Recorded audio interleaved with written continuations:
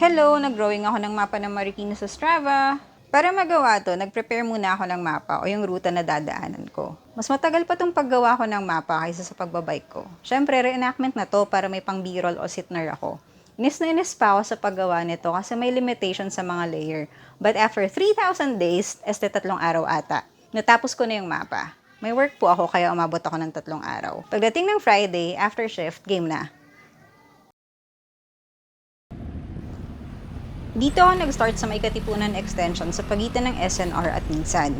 Para start pa lang, mapakita ko na agad sa inyo yung Marikina Bike Lane. Yung mga prino-promote ngayong bike lane sa city, integrated sila or they are within residential areas. So sana kapag dadaan tayo rito, huwag nating kalimutan to respect the community, not just the lanes themselves. By the way, nilagay ko nga pala yung mapa ko sa Garmin ko, then kinonect ko yung earphone ko to the watch para magsilbing navigation. Kaya for the first time in my life, nagbike ako may earphone. Singular, kasi sa isang tenga ko lang talaga nilagay.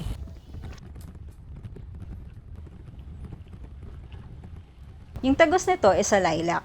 Hindi talaga ako sanay tumawid ng nakabike, lalo kapag ang daming sasakyan. So most of the time, bababa ako, tapos itutulak ko yung bike ko, papunta sa pedestrian lane, sa katatawid. At syempre, dahil lilac to, hello ahon tayo rito. In-expect ko na to, so expect nyo rin hingal ko. I hate climbs. I'm not Onoda. Huhu.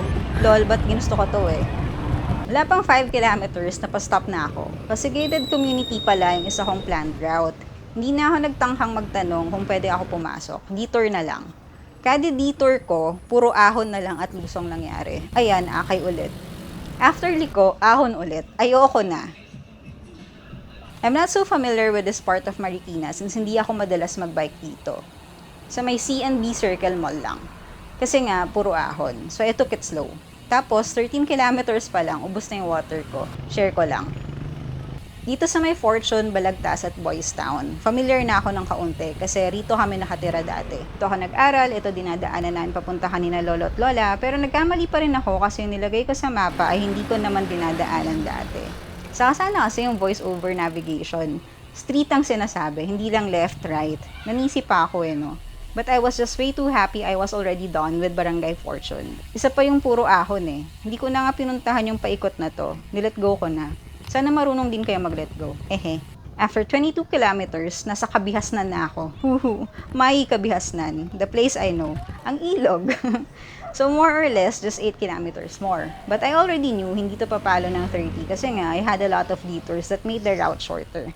Di na ako dumaan ng Marcos Highway to connect the loop kasi nga, batang ayaw sa highway. Inabot ako ng past 6. Ang last part is Barangay San Roque kung saan, well, madilim. Tapos puro mountain yung pangalan ng street. Tignan nyo, mountain yung name pero patag. Pwede naman palang ganun eh. Lol. Anyway, we're here. I've closed the loop. Nakapag-drawing na ako sa kalsada. Sa Strava. Uwi na ako sa bahay ni Aling Gina. Pero kain pala muna ako. Okay, bye!